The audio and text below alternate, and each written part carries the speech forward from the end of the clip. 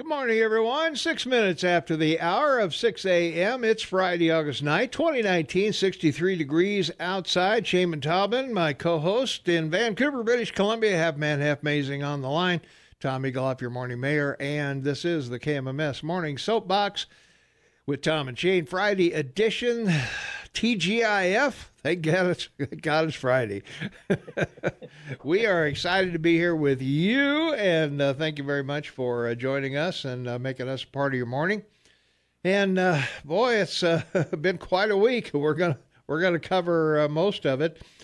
Coming up this morning, Maria Shaka Khan, the Montana Ballerina, will be back in this morning. They're doing a Yellowstone International Arts Festival in Prairie, Montana, and you'll want to check in on that. That's August 11th through, it's a couple days, I guess. It's Sunday, 2 to 4 p.m., but they've got other events going on. She's going to bring some folks in that are going to be there, so we'll talk to them at 7 o'clock hour.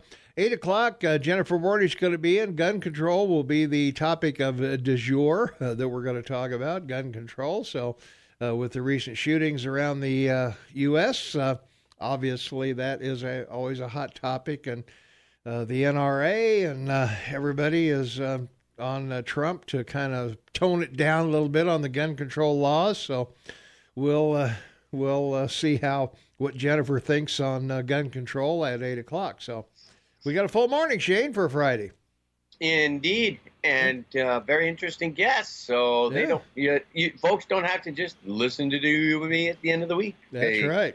They get voices galore. For sure. Well, weather today, excuse me, weather today. Is it that bad? Oh, yeah. It's that bad. I can't even get it out. Yeah. Well, we got a chance of rain, then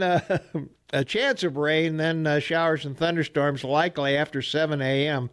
Mostly cloudy today with a high near 76, so it's a little cooler than we're used to here, but that's kind of nice. 76 is a pretty nice temperature. I like 76. So chance of precip today is 70%, so you're going to get some rain somewhere today. So so you won't have to water your grass. You can save a little water and go for it there.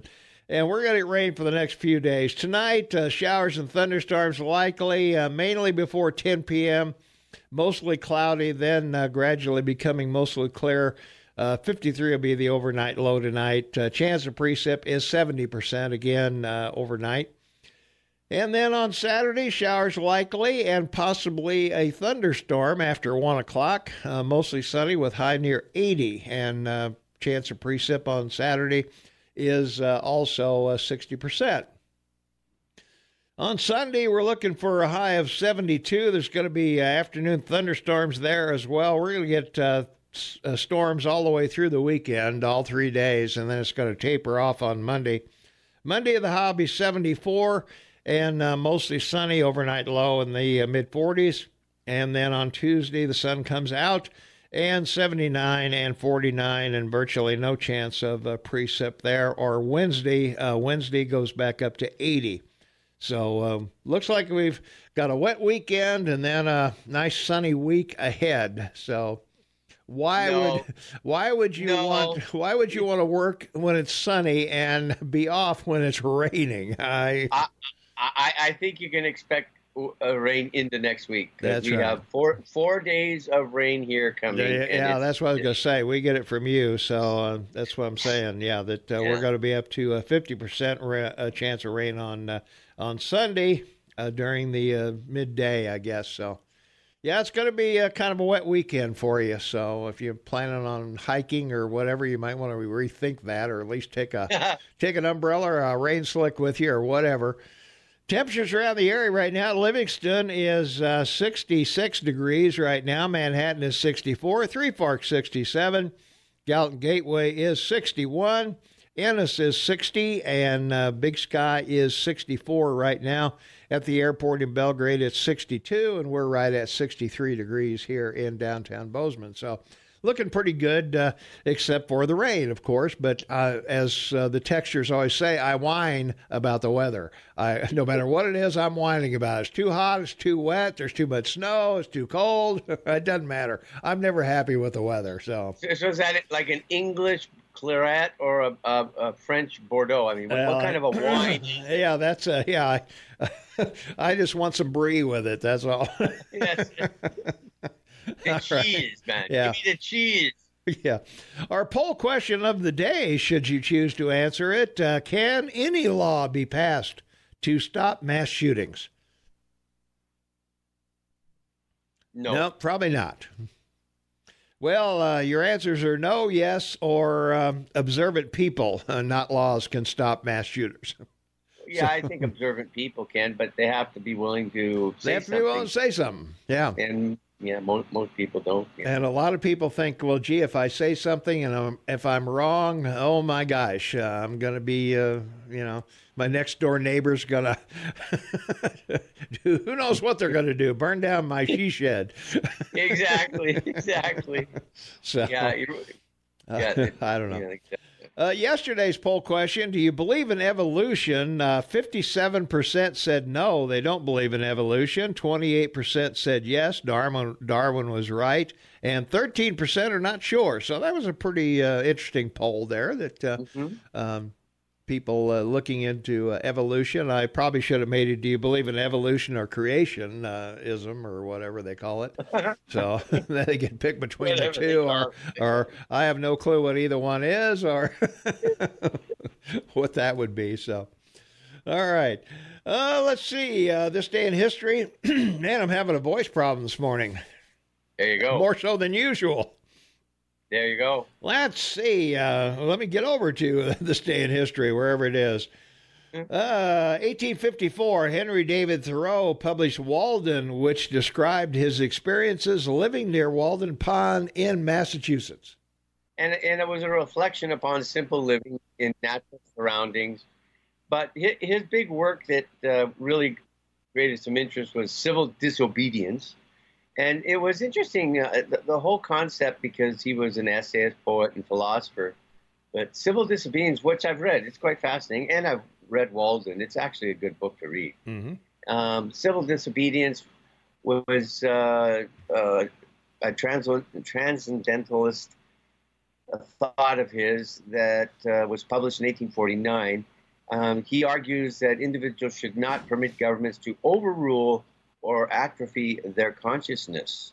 He was considered an anarchist at the time, and was an influence to Leo Tolstoy, Mahatma Gandhi, and Martin Luther King. They all referenced him in their writings. So he changed philosophy in the 18th century. Died in 1862, just before the Civil War, because he was one of the most aggressive abolitionists in your country. Yeah. Well, on this date, 1936, Jesse Owens won his fourth gold medal at the Berlin Olympics as the United States took first place in the 400-meter relay, and that was quite an embarrassment to Adolf Hitler, of course, who was there with his white race and whatever. Germany did have the most medals, I believe, in that Olympics, but yes, Jesse Owens was a real embarrassment to Adolf Hitler at the time. Yeah, it was a brand new stadium, and having his Aryan race watch a black man beat and win 4 gold medals was pretty hard on him. Mm-hmm. He was part of the 1935 Big Ten track team from Ann Arbor, Michigan. Yeah. So that gives you an idea how far back, the Big Ten went. Mm-hmm. And as we've talked many times, never received any response from the president, and was never invited to the White House to shake hands with the president, and when others had been. So it's one of those sad stories, again, of the Democratic Party and its racist background and history that ignored one of the most famous American black athletes ever born. Yeah, yeah. A sad story. Sad story.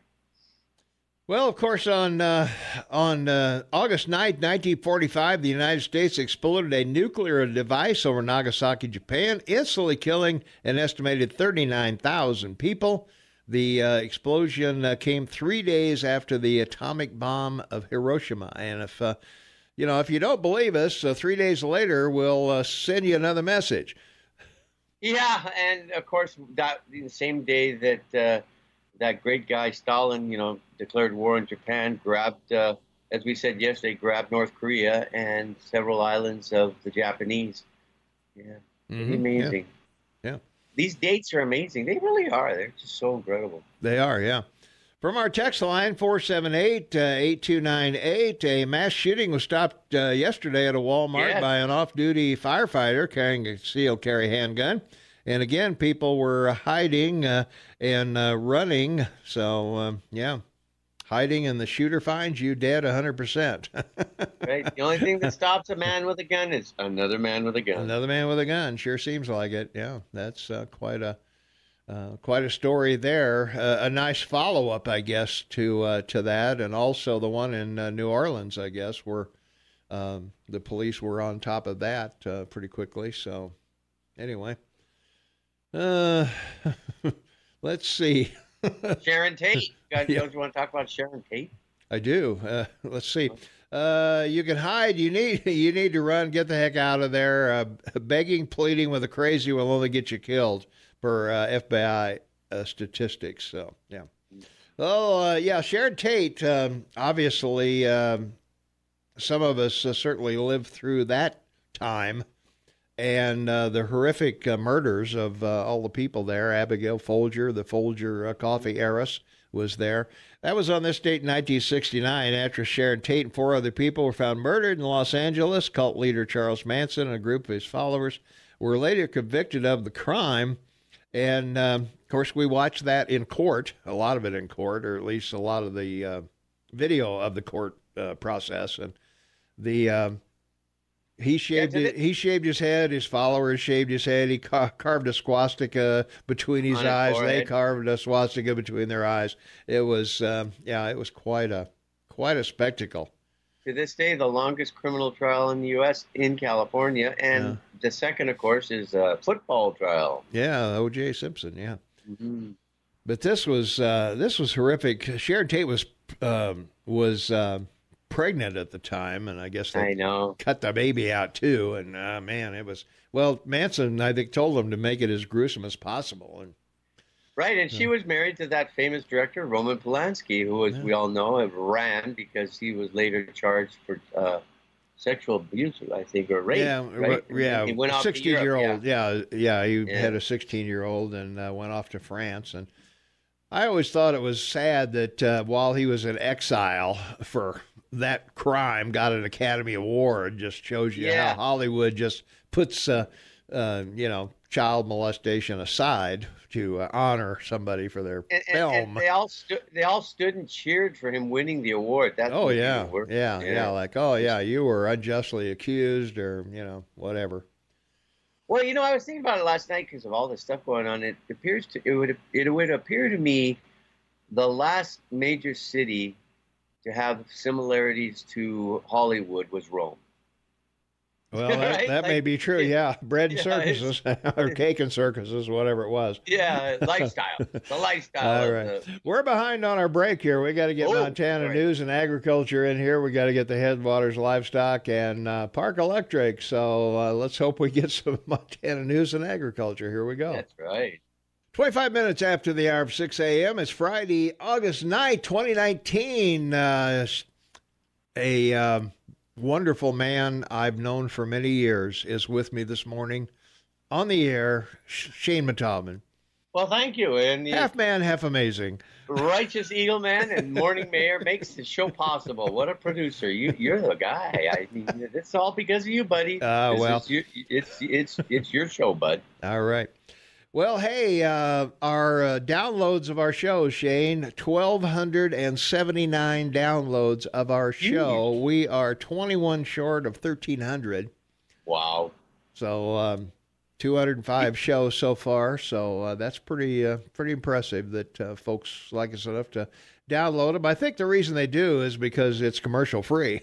You just sit there and you don't have to listen to babble or Noxitril or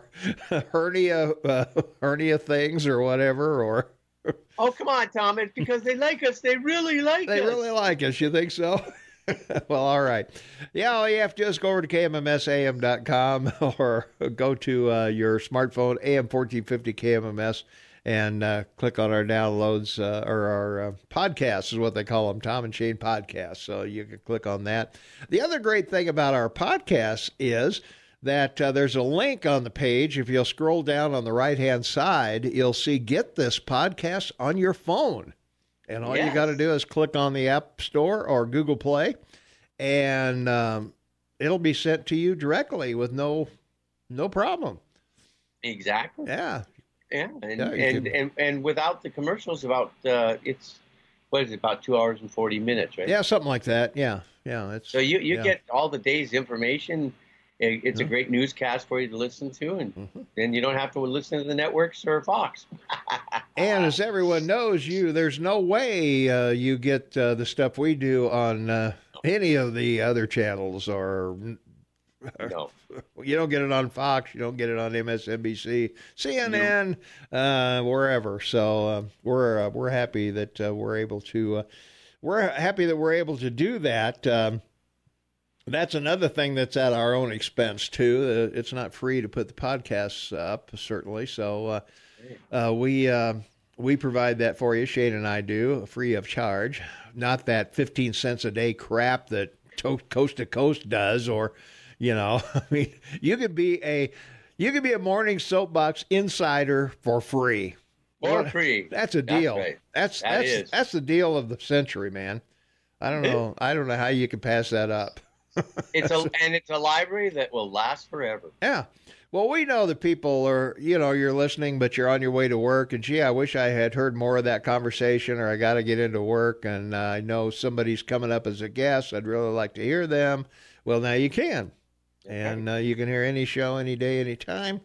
And as I say, we got over 200 of them up. So by all means, be our guest. I'd like to think a historian writing a book 100 years from now will take the time to listen to our shows and go, there was one show. Yeah, there was that one show that really, right. Yeah, I'm sure archaeologists will find our shows and go, well, who are these guys? That's right. Now this next thing, Gerald Ford, about this day in history is sort of important because I found out something and learned something. Oh, yeah? That I thought I should share, and I want to do this quickly because we all know that we're at the bottom of the hour. Yeah, real quick. Right. So go for it. He wasn't elected vice president. He wasn't elected president. Shortest presidency in U.S. history, 895-day-long presidency, a president who did not die in office. But the interesting thing is to get him as vice president, they had to get rid of Spyro Theodore Agnew, who was a ex-governor of Maryland. But did you know he was not the first vice president to resign? I did not know that. John C. Calhoun resigned in 1832. He was vice president under Jackson, and he was a Southern Democrat. 15 seconds. Okay. Major supporter of slavery. So he resigned in 1932 because he disagreed with Jackson's policies. There you are. 1832, I think. Yeah. Okay. All right. We'll be right back. 22 minutes before the top of the hour. It is Friday, August 9th, 2019. We're looking for a high of 75 degrees today, 76 actually. Shane Matobin on the line with me from Vancouver, British Columbia. And from our text line, Shane, let's see, was the government running a surplus and tax cuts refunded them to us? No, they were funded by borrowing from the next generation. This is immoral to steal from the next generation. Where is the Tea Party now? Well, my parents stuck me with the highway system debt and the space program. So thank you very much for that, Mom and Dad. Yeah, but rest your souls. and the debt from World War II. That's right. Trump goes to El Paso where dozens are murdered and brags about crowd size. Who does this? What's wrong with him? Sick. Well, if he did brag around crowd size, I would agree. That's a dumb thing to do. That would not be good, and that would be sick. So, well, it wasn't sick, and he wasn't bragging. He was responding to the claims of all the demonstrators that there were that supposedly they're against him. Yeah. And he just responded to the question on the White House lawn leaving, and just said, well, there were people there in favor as well. He wasn't bragging. Okay. Well, anyway, still. Crowd size doesn't In my opinion, doesn't really matter. What's sick is the Democratic Party, Warren and Uncle Bernie, putting out posts to raise money on it. Put out, we need to raise money, for this our campaign because we're for gun control. Like how do you do that with a national tragedy like that? That's what's really sick. Well, that would be. Well, we're going to talk about gun control with Jennifer Bordy at 8 o'clock, so we'll chat with her about that. So, there you go. That should be fun. All right, 1985, a federal judge in Norfolk, Virginia, found retired Navy officer Arthur J. Walker guilty of 7 counts of spying for the Soviet Union. Wow. Yeah, the largest spy ring in the history of your country. Mm-hmm. Didn't they make a movie about that, sort of, or something like that? I mean, it went on for like 20 years. I'll tell you, your intelligence services are really good. Yeah, they are. Michelle Wolf is in the next studio recording a commercial, and I had the production room plotted down, and all of a sudden Michelle comes in. Check 1 2, check 1 2. Yeah. There you go. So, if you remember back in the day, John Russell used to be in there, and George Carter would be in here, and they'd chat back and forth about various topics of the day. But that was pretty funny that sometimes if we plot the buttons all the way down, we can hear without it going out over the air. So that's what I heard from Michelle. So. Let's see, from our website, text line 478-8298, crowd size issue was taken totally out of context again by the liberal media. Fake news. Yep. So there you are. That'll work. Yep. All right. Let's see. Let's get back to our day in history, Shane. Well, actually, we need to take a break right now because it is 20 till, and we'll be back. Guys, we got Bozeman Auto Body, Gift Corral, Big Sky Mattress, Troy Miller, everybody here at the Livingston Gun Show. Everything local. No babble, no, none of these national, No Noxatril? No Noxatril. We haven't had Noxatril for a couple of weeks. I'm pretty excited. I guess they ran out of free samples. Yeah, I don't know. That's what it was. Yeah, that must be it. All right, we'll be right back with more right after this. 16 minutes for the top of the hour. It's Friday, August 9, 2019, 64 degrees outside. Looking for a high of 76 degrees today from our text line 478-8298. At least you got a space program, interstate highways, and freedom from World War II. This date bought Gulfstreams and yachts. Well, it also bought 126 vote-buying poverty programs. Yeah, boy, did it ever. Woo. So we've never had less than 100 in the past 10 years, Shane. Never less than That's right. The great anguish of the Great Society of Johnson, which we've talked about endlessly, is that once it was enacted, the first thing they did was send out 100,000 government officials to talk to minority women, particularly black women, and say, gee, the government will help you if you have children and your husband isn't living with you. But you can't collect the money if the man's in the house. That's right. So you got to kick that guy to the curb. Yeah. What are they thinking anyway? What are they thinking? They're talking about family unit being destroyed and abortions all over the place. And man, they're Democrats, and they just they destroyed the African American family. That's all. Yeah.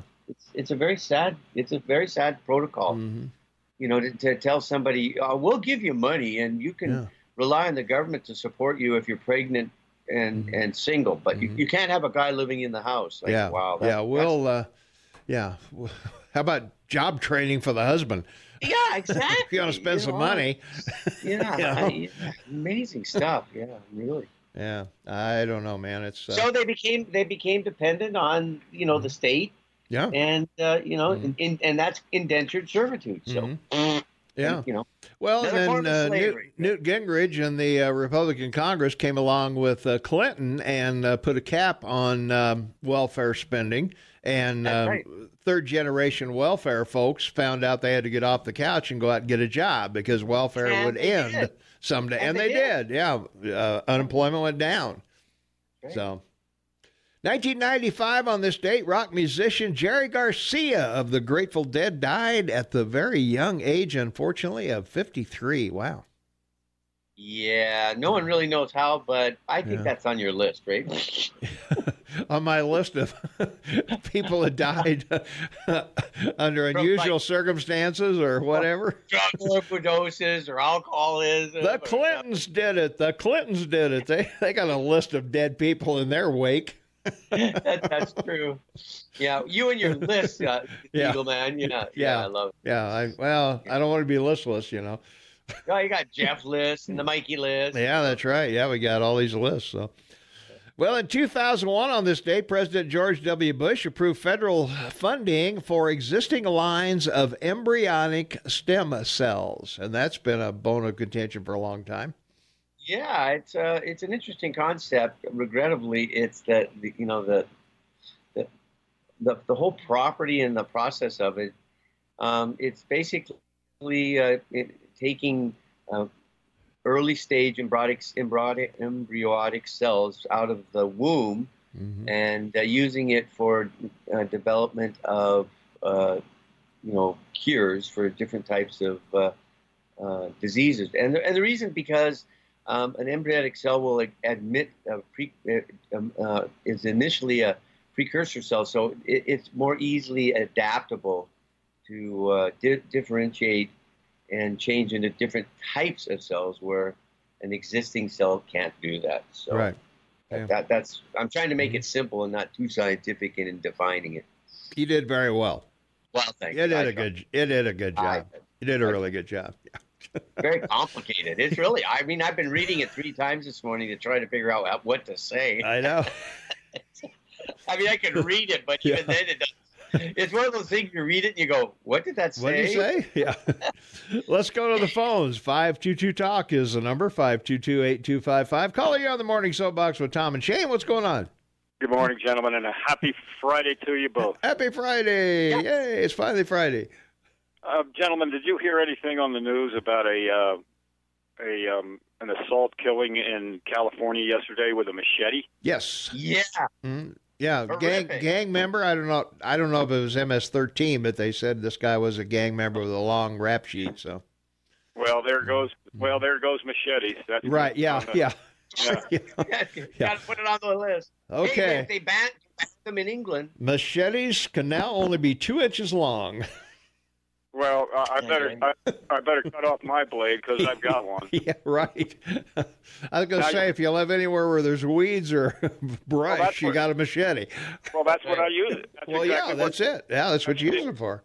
Yeah. That's what I use it for. Yeah. And I just like to mention that folks are getting out into the backcountry. The bears are very active right now. Are they? All right. Yeah, they're out there. Don't forget your machete. Yeah. Don't forget your machete if you're going out there. No, you got to get too close, Shane. Yeah, that's true. But you know what? Machete is one of the best survival tools ever made. It really is. It's amazing. It is pretty good. Yeah, you can cut things down with it. You can dig with it. You can do all kinds of stuff with it. Yeah. Well, didn't we carry them in Southeast Asia, Tom? Absolutely, of course. Yeah, absolutely. Yep, we did. We hacked. They were hacking a lot of brush and stuff, clearing. Yep. Perimeters and the whole bit with one. Yeah, you'd have 2 or 3 guys up there cutting a path for you. Yeah, I'm sure. Really dangerous job too. It was a nasty job because you were right in the line of fire if it was an ambush or anything like that. That was a job. That was a job you didn't want to do. You wanted to be walking backwards at the back. Yeah. And gentlemen, if you could do something over the course of these next few months and monitor and have a storm watch, because the weather, I don't know if it was NOAA or who it was, they came out with another forecast of an increase of storms, hurricane-type storms. And cyclones in the Atlantic and right. Pacific. Cyclones in the Pacific, hurricanes in the Atlantic. Yeah. I think we ought to keep track of them because it's an increase from what they had originally came out with, in their forecast. 10 to 17. Now now there's really being specific. 10 to 17. Yeah. Wow. Well. Right. Yeah. 4 to 9 could be hurricanes, and then if powerful storms 2 to 4. Well, there's a parameter for you. Yeah. Well, as I've always said, if they can't tell me what the weather is tomorrow, I'm sorry. Yep. And here's this is sort of important. It's great you brought it up. Both hurricanes and cyclones develop as tropical storms. As tropical storms with a low above a high. Yeah. So cold air off the top of the planet comes down over the hot air down below over the oceans, forces that into the ocean to warm up the ocean, and then it starts the process. So but one of the reasons there's more of them. The reason is that the polar cap is cooling is because there's fewer sun cooling off, baby. Yep. But there's global warming going on, so we have to worry about that. One more thing, gentlemen. I'm 60 miles away from you folks. Mm-hmm. Is it hazy where you are? Well, it was hazy yesterday with smoke, and our forecast said smoky before 7 a.m. yesterday. So I think we got some fires going on somewhere. Well, there's one that popped up about 8 miles north of Lincoln, and it was all in a dead kill area with a lot of beetle kill. Yeah. Mm-hmm. Yeah. And I know that they're trying to work on a program to try to, manage the forest, but I think it's a little late right now. Well, they need to let people go in there and harvest that beetle kill stuff, get some firewood and whatever, and, And this one is difficult, they said. They can only get it from the air, and it's bad. It's fire season. We haven't had a whole lot of rain, so they're going to pop up. No. So just for people out there, they're going to do the final month of camping and being out there for those final months of August. Just be careful out there, and don't be shooting tannerite either. That's the one that that's what got the one in Helena going. Well, okay. I'm sure it did. Yeah. Right. Hey, thanks for the call and thanks for the bear update. We appreciate that. Yeah, be careful if you're out there. It is bear season. They're coming out of hibernation they've come out of hibernation a long time ago, but. The babies are grown, pretty. They're bigger than they were, and they'll be in groups rather than singles. Well, and people go hiking, they carry a survival kit. Mm-hmm. This is not the time of year to fire a flare off. If you're going to use something in your survival kit, use your whistle. Yeah. Well, let's see, from our text line. So your folks stuck you with a space program debt and a tech for DirecTV, so it's okay to stick our kids with $2 trillion in debt for nothing. I miss the conservatives.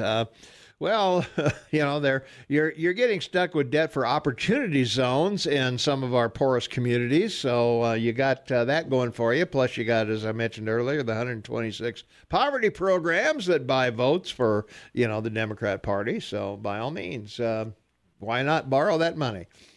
Well, and I also want to make a real quick comment. Everybody's beating up on Trump about an infrastructure program, and he's saying the Democrats won't discuss it with him. I think he's putting it off because I predict next year he's going to announce a major infrastructure program with companies bringing all those trillions home, working with the government. So we'll see. Well, time to go. Bye. We'll find out. Okay. Shane, we got a caller on the line, so if you could talk to them, we'll be right back. Welcome back, everyone. We got about a minute left. Let's go to the phones. Caller, you are on the air. What's up? Good morning, Tom. Yeah, I just wanted to comment and kind of link to what that guy was saying about that fire up in Lincoln. He's right. It is a difficult one. Part of the reason why is because the Forest Service, in their infinite wisdom, have closed a lot of those roads up there. Right. And they've Kelly humped them and they've bouldered them and the other stuff, not thinking that, we might need to get a crew up here sometime. Mm. And if all you have is air assets, you're reducing your productivity by half, That's for sure. 2 years ago, a friend of mine's dad, he's like a contract driver. He had a bid to haul firefighters up to another fire that was burning in Lincoln, and they had to hike in 8 miles before they even got to it. So, wow. There you go. Just thought I'd add that. All right. Hey, appreciate it. Yeah, thanks a lot. From our text line, you do know that all the ads you shame and listeners dislike and your repeated expressed disdain for can cause the removal of Rush, Hannity, and Levin off your station. You're aware of that, Tom, right? I am aware of that.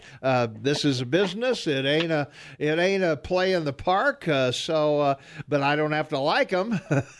That's right. Exactly. We welcome all political ads that'll be coming up next year, too. That's a boon for our station, but I don't have to like them.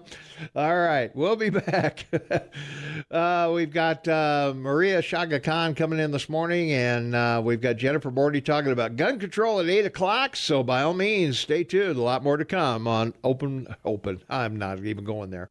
Welcome back, everyone. 6 minutes after the hour of 7 a.m. It's Friday, August 9th, 64 degrees outside. Shaman Tomlin, half man, half amazing, on the line with me from Vancouver, British Columbia. And in studio, we've got my good friend and Montana Ballerina. That's an oxymoron. Doesn't make sense. Well, hopefully now on it will. It will. It certainly does.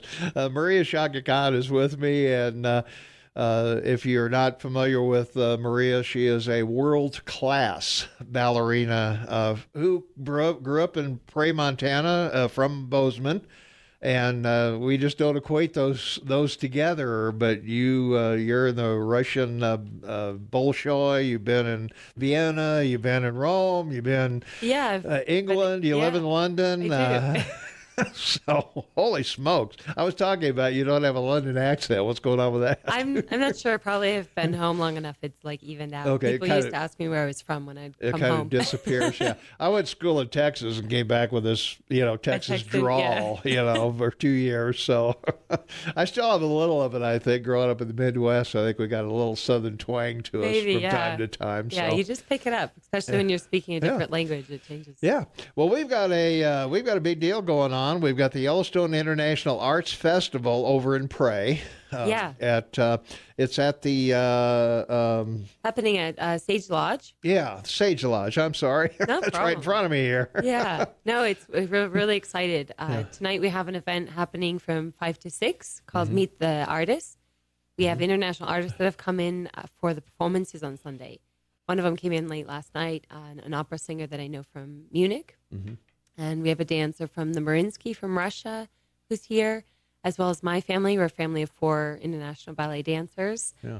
And that's even more amazing. There's 4 of you. All from Montana. And there's 3 boys. Is that right? There's 2 boys and 1 more girl. Oh, okay. Nadia. Well, you got to bring the other girl in sometime. I tried. She didn't want to be on the air?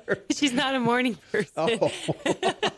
Yeah, get away from me. Huh? She's good, right? You perform usually in the evening. So right. I guess she's well suited to her profession. I guess that's true. Well, it's amazing one of you could do it, but for 4 of you to reach that level is pretty amazing. Yeah, we're pretty grateful that we've been able to do it, and a lot of that's because we had the support of our parents. Yeah, and each other, I guess. And each other. Yeah, it's really we love it. Like last night, I was rehearsing and getting ready for Sunday's performance, and it was really nice because we just can all kind of give each other feedback. And my brother isn't performing with me; I'm actually performing with a principal dancer, Carlo Di Lana from San Francisco Ballet. He's Italian. But he was like helping me rehearse because my partner's not here, and then you can give feedback and you really know what's going on. And it's does that help practicing with someone that you're not? I think I used to play in a band, and you pick up somebody else's guitar. It's not the same thing. It just isn't. Yeah, it's definitely not the same. You're it's a very different feeling, but I think if you have the option of being able to go through it physically or not, it's better to go through it for stamina and to remember exactly the steps and arms. So it's good to have a sort of someone to fill in. It definitely is different, but it still is worth it. It makes a difference. Yeah. Well, who are some of the artists that we're going to meet tonight? This is a free event at 5 p.m. at the Sage Lodge in Prairie. Yeah. And so who are some of the other folks we're going to meet there? Yeah, we're really happy to have all of them here. There's a famous opera singer named Joshua Stewart. He's actually American, but he's had his whole career in Europe. And we first met when I was dancing in Munich. He was singing with the Bavarian State Opera. Now he's based in Spain, and he's a soloist, so he works all over Europe and I think does some performances here in the U.S. as well. So we're really excited to have him here. He's going to be singing 2 pieces from Mozart, one of which is the Magic Flute. So that's going to be amazing. We have a dancer from the Mariinsky Ballet. Her name's Chloe. She's actually French, and she used to dance with the Paris Opera Ballet as well. And then now last year she joined the Mariinsky Ballet in Russia. So that's pretty impressive because those are basically like two I was of the going to say, very Russia's top. pretty much the top of the game, isn't it? It is definitely. And also, if you consider just in the scope of the ballet world, Paris Opera, and she also trained at the Royal Ballet. These are like the very, very top levels. How do they rank, Russia, and who would be next? Like Vienna Well, it or depends somebody probably on like who you that? ask. Yeah, I guess it probably is. Every country thinks they're the best, I guess. I mean, there's a certain ranking that everybody just knows that those are the top companies. But for example, if you ask someone from Royal Ballet, from Paris Opera, that's also a very top level company. So perhaps for their aesthetic, they prefer Paris or London as far as the dance. I really love Russian ballet. I think they're amazing, and I've found the dancers that I really look up to or find great. Well, that's sort of where it all started, isn't it, in Russia? So, sorry? Isn't that where it all started in Russia, pretty much? Yeah, that's where they actually put it all together in the syllabus and came up with the technique. And a lot of the most famous classical ballets that we have now in our repertoire were all teachers choreographed. And everyone are there. So. And actually, even Russians started ballet in Cuba. They started it in China. So they have had a huge influence on kind of the base and the foundation. So how old were you when you first danced with the Bolshoi, let's say? Well, which is probably, I think that's the best one known or the most known. It is, Russia. yeah. I've always coached and trained with Russians. So my first professional performance was in Berlin, actually. But my director was from the Bolshoi Ballet Academy and was Russian. And a lot of the coaches. Was he the inspiration for getting you in there, or? It was basically I was graduating from school in Monaco, and you have to work and train for 10 years in order to just be ready to even get in a company. And then from that point, of course, you're still progressing, and you do auditions to see to show yourself and to see who would like to have you in their company. I was fortunate to have a lot of offers, and at the time, and still now, Berlin was definitely considered the best, probably one of or the best company in Europe. So when they offered it, it was, first of all, just kind of a dream come true, but also I knew I would fit well because there was all Russians there. Yeah. Okay. Yeah. All Russians in Berlin. I don't know. Yeah. What happened to World War II anyway? They stayed. No. My brothers first performed with the Bolshoi. So my brother Julian first performed with them when he was 11 because they would use the students from the school and the professional. That's amazing to be that good at that age. Yeah, I mean that's like these Olympic athletes you see, the gymnasts. Yeah, because you're pretty much like a gymnast. You're whirling, you're flipping, you're throwing up in the air. And I think ice skating and gymnastics are the closest sort of Olympic sports that you can compare it to because it's definitely on par. Yeah, because I was going to say, boy, it's you trade hours a day, I guess, for this, and exercise, stretching. I was talking to Chloe yesterday, and we were saying it's so much work over so many years and so many details. And as you get older, you come to realize, like, okay, you just have to also be aware of, like, what does my body feel like today and work with it then? Because we really expect perfection from ourselves, and you're not perfect every day. And I was going to say, there's days I'm sure where the last thing you want to do is hit the like the floor. Everyone else. Yeah. Right. And there's days when you can't wait to get in there. Exactly. So it's the same way here. Shane and I, there are days when we're going, gee, do we have to be here? But we want to be here. So we had we also run a Ballet Legacy Masterclass program at the same time this week, and it was nice. Last night we had a class with the students. And we thought we'd give them some tips and stuff from life as a professional dancer because, it's like, it's amazing. And there's things that sometimes people don't tell you till you're actually in it. And one of them was we were just saying, try to remember how amazing it is that you're here in the first place and that you love what you're doing. But it's like you are doing it every day. Yeah. Right? So, Well, the other thing, too, it's so competitive that, as you point out, that, there's hundreds, maybe thousands who want to have your one reach spot. Your level, get your one spot. Yeah. There's a limited amount of spots. So if we've ever seen, what was it, the All That Jazz or whatever, where they've got hundreds of people on the stage and they're just kicking them out right and left. Yeah, only a few. It's pretty much like that. Yeah, obviously that's the movie version, but it is like that. So they give you for tryouts and things like that. Do they give you a routine beforehand that you sometimes and maybe you do your own interpretation individually or something like that, or usually they'll give you a solo from the classical repertoire to. So they make sure you know these particular movements, like ice skating. You've got to do. Yeah, you have to show turns and jumps. You got to do the compulsories. Yeah, pretty much. Yeah. And according to what they're looking for, that's probably why they'll give you a certain solo as compared to a different one. Mm-hmm. But you have the opportunity, I think, as well to show yourself in that way, because sometimes people's strengths don't come out till they do some certain movement. Mm-hmm. So it's nice to have an actual. Sometimes you don't. Sometimes, like you said, just after 10 seconds, they're like, "Okay, bye, thank you." Yeah, that was. Like, wait. You blew that one. So see you later. Yeah. Don't call us. We'll call you. Yeah. So all the artists you'll see on Sunday, they've made it through. Okay, good. They're amazing. We've got to take a quick break. We're talking with Maria Sascha Khan. It's long. I should just probably Maria call you Sascha Maria Khan. You can call me Maria. That's fine. Well, Maria's here. And we've got the Yellowstone International Arts Festival. It's going to be at the Sage Lodge in Prairie, Montana. Tonight is a free event, 5 o'clock. Meet the international artists. And then we've got a couple of performances on Sunday, one at 2 and 4, and one at 7. So yeah, 2 to 4 is our fairy tea, and at 7 is an outdoor performance with the backdrop of the Yellowstone Boy, you River. may be in the rain. Well, you're prepared for that. We are, but we're hoping that that's not going to be the I case, know. Well, maybe it'll give you a break. But anyway, tickets are available at Yellowstone International Arts Festival.org if you want to attend. But tonight's event is free. So if you're near Prairie or want to meet some international artists, particularly Maria from Montana, by all means, get out there and check it out. We'll be right back with more right after this. Welcome back, everyone. 19 minutes after the hour. It's Friday, August 9th. We're talking with Maria Sascha Khan, Montana ballerina, world class, by the way, not just a wannabe. She's reached the Major League Baseball, NFL. Pick your sport. It's Olympics, whatever. She does it all.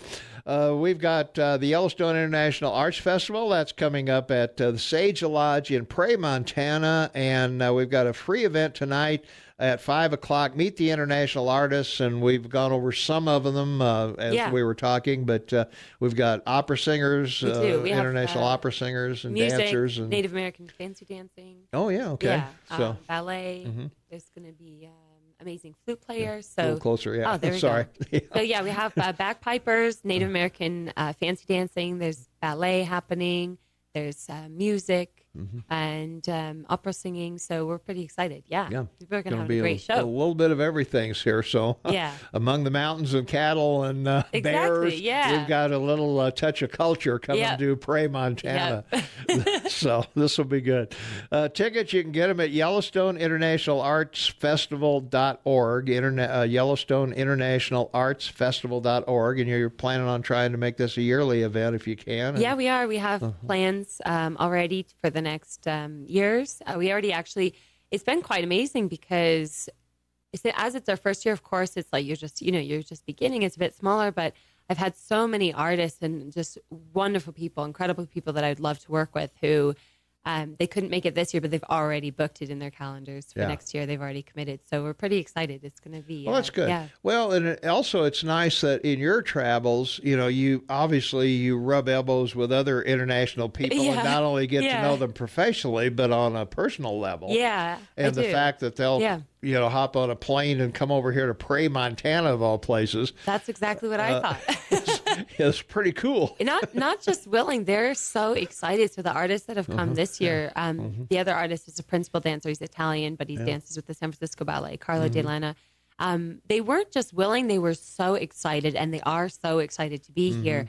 And that makes me just incredibly grateful to be able to. Yeah. Well, I would think so. It's obvious if these people are going to show up that you've made an impression on them. I'm sure I've made some sort of impression. Yeah, I mean, it's not just one-sided. I mean, they see you as this isn't going to be something where we've got a opening act and they're the. Oh yeah, they're super.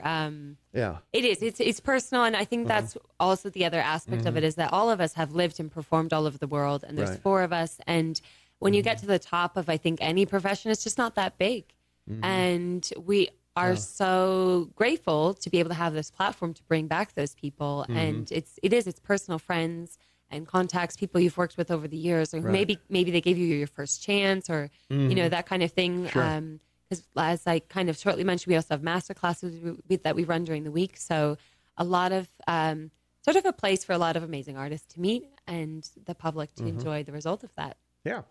Let's take a phone call. Got somebody on the line for you. So great.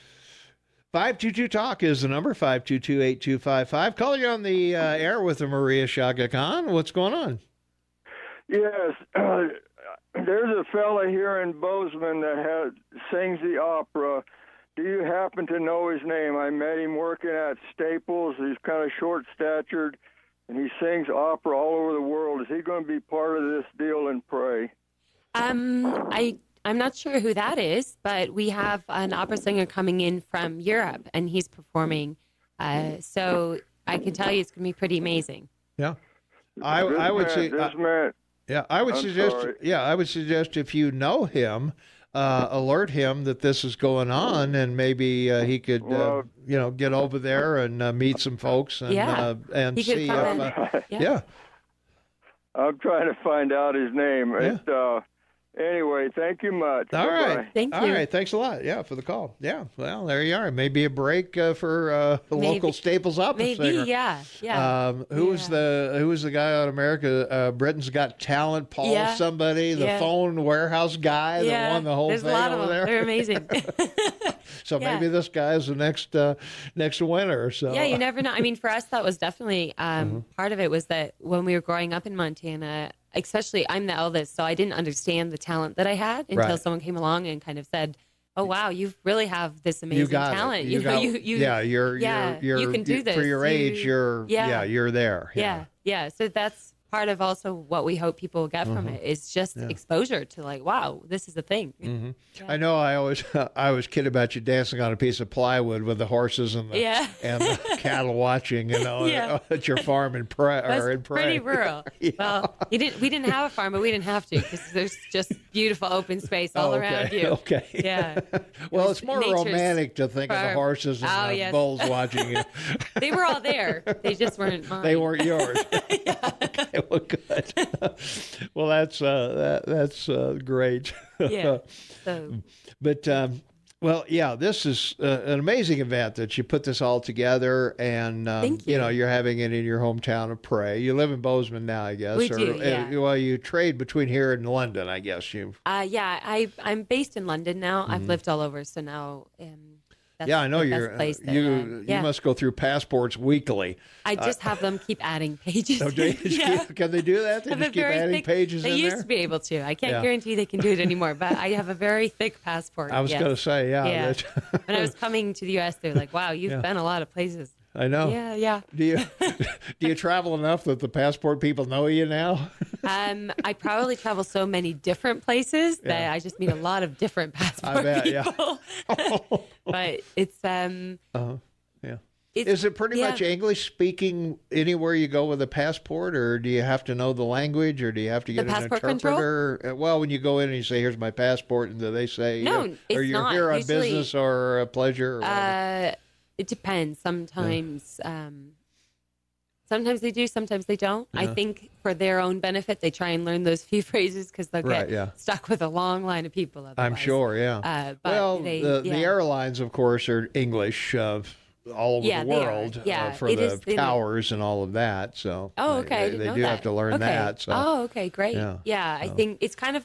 So, like, for example, with ballet, French is the common language that is spoken. Okay. And so maybe it's the same, you just need to kind of have a base of, how are we all going to communicate here? How many languages do you speak, or are you comfortable with, I guess I should say? I speak French and German. English is okay. Yeah, me too. I feel like I lose it the more languages I speak, but that's okay.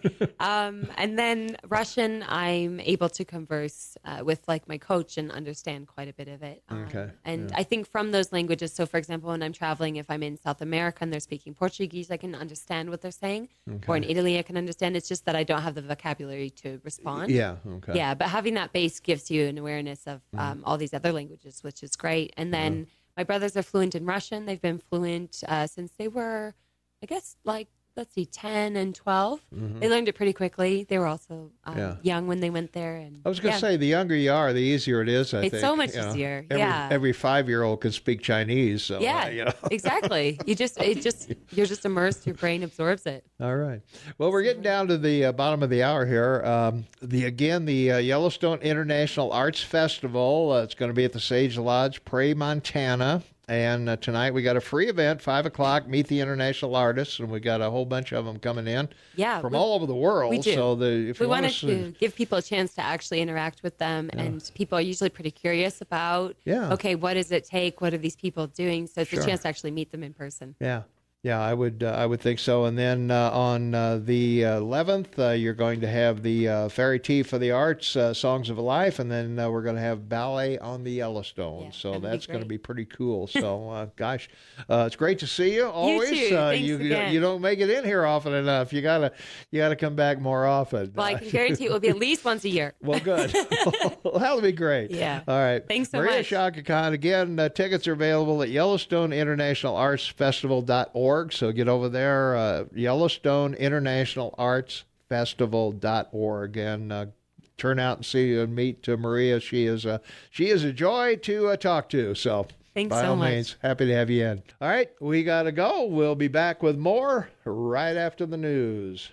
23 minutes for the top of the hour. It is Friday, August 9th, 2019. Looking for a high of 76 degrees today and rain all weekend, tapering off on Monday. Shane Madavin on the line with me from Vancouver, British Columbia. And, well, Shane, local news. We've got 6 finalists for the music director for the Bozeman Symphony. So that's a pretty good deal. A baton in waiting. Yeah, I know. Also, I don't know if you heard, Shane, but the Yankees and the White Sox are going to play on the Field of Dreams from the movie Kevin Costner, Field of Dreams. Right. They're going to do that next year in August 13th of 2020. They're going to be there. And they're going to put up some temporary stands, I guess, 8,000. They don't want to tear the whole place down, but they're, right. They got... Is it Ohio? It's Iowa. Iowa. Right? Yeah, it's in Iowa. Yeah. Yeah. Well, of course, on election year, what a perfect thing to do in Iowa. Well, yeah. Well, there you are. Well, shouldn't they be doing it while all the candidates are there? All the candidates would be fighting for tickets to the game. They should be playing. They should play the one World Series game there. Yeah. Well, they're all there this week at the Iowa State Fair. So there you go. Yeah. Home of the original, what's the hot dog dip? The dip hot dog, deep fried. Corn dog. Corn dog. Corn dog. There you go. Okay. That was a hard one. That was a hard one for, boy, it is early in the morning for you. Yeah, it is. Let's take a couple text lines here. 478-8298 is our text line. And don't forget, you can also contact us on our app from KMMS. It's right next to the listen button. Our app chat is there. You don't have to go over to the text line and dial in or speed dial or whatever it is you do. And all you got to do is just go to the next button over and type in what you want to talk about.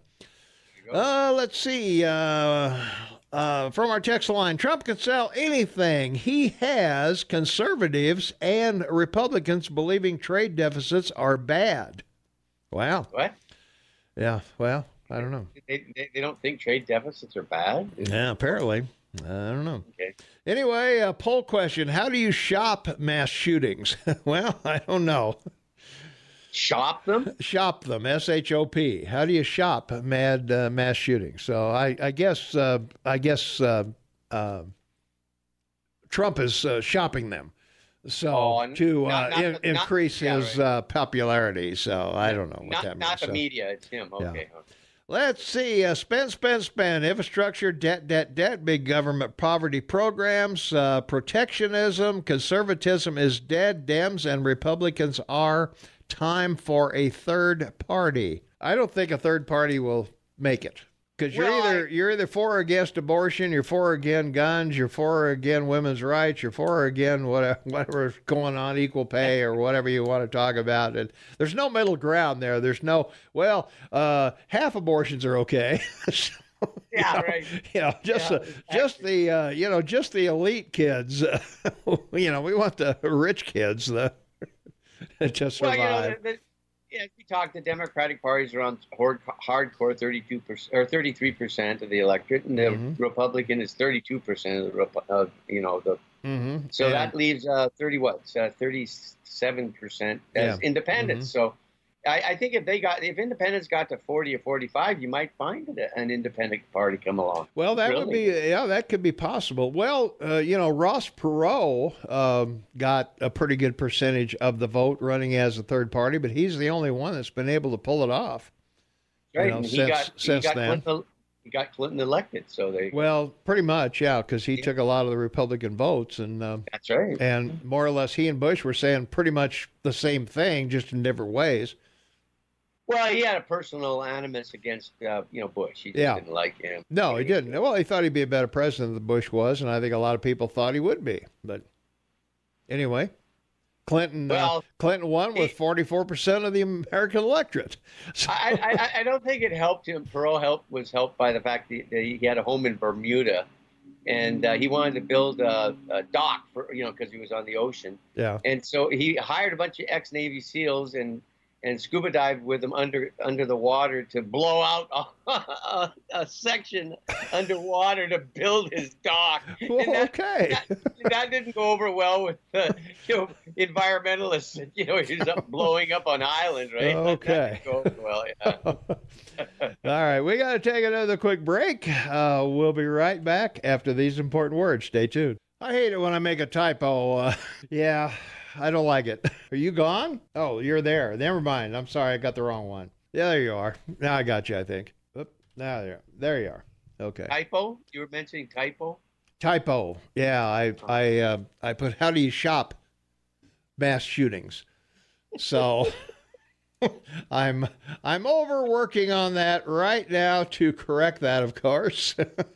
That's good. I don't know, man. It's way too early in the morning, so I'm going to edit that real quick. So, you wanted to talk about 302s while I do that. Oh, if you like, yeah, because I got to change this thing, and all right. So, do that. We're waiting right now. Yes. Oh, I didn't know. Okay, we're back. Okay, I'm making this change here. Huge news. Yeah. Huge news. Like yesterday, under a Freedom of Information Act, the 302 reports of Bruce Orr, FBI interviews, they're called 302s, were released, and 30 pages of one of several of his 302s. And the remarkable thing is the awareness that the FBI was at. On November 22nd, 2016, Bruce Orr reported about the lack of ties and to Russia, and that he was sending his reports to the Clinton campaign and John Winter at the United States Department of FBI, or the U.S. State Department and the FBI. So there's more things that came out in these 302s of his, but what's relevant is that now it's a clear indication that this was a setup by the intelligence services of the United States to falsely investigate and spy on a campaign and a president, in transition to become president, and then as president until September of 2017. So this is not a good thing, because this just reconfirms everything that people have been wanting to hear about, but the news will not cover it. And when it blows up, what are they going to say? Because everything they've accused your president of, being a Russian spy and a traitor, and oh my goodness, this is just the boomerang on this is going to be huge. Yeah. Okay. Well, we corrected the typo on the on the poll question of today. It's not can any law be passed to stop mass shootings? It's to stop mass shootings. So maybe that'll increase the votes if they understand it. So let's see, Shane, our vote from yesterday. Yesterday we had a poll. Do you believe in evolution?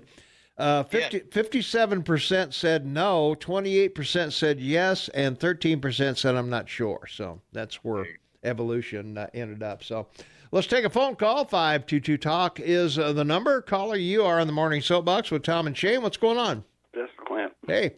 Hi, Clint. Morning, Good morning, Shane. good sir. Good morning, good sir. I got to ask you two guys a big question. All right. If Mitch McConnell introduces legislation for background checks or to get rid of the semi-automatic rifle, I don't believe that the president will be reelected. That's one thing. And what would have happened if the NRA wasn't formed a long, long time ago? And Wayne LaPierre, he's told the president he's not with him. What would have happened a long time ago if we didn't have the NRA? Would they had our guns? And I'll just hang up and listen to you guys' answer, okay? Okay. All right. Thanks for the call. You betcha. Yeah. Hard to tell. I think in the case of America and the Second Amendment, I don't know that the NRA, that's like civil rights. The fact that a bunch of people lobbied for it and went south and signed up voters and everything, I think it would have come naturally, just like the vote for women did. What do you think, Shane? Well, there's no question the NRA has protected the Second Amendment.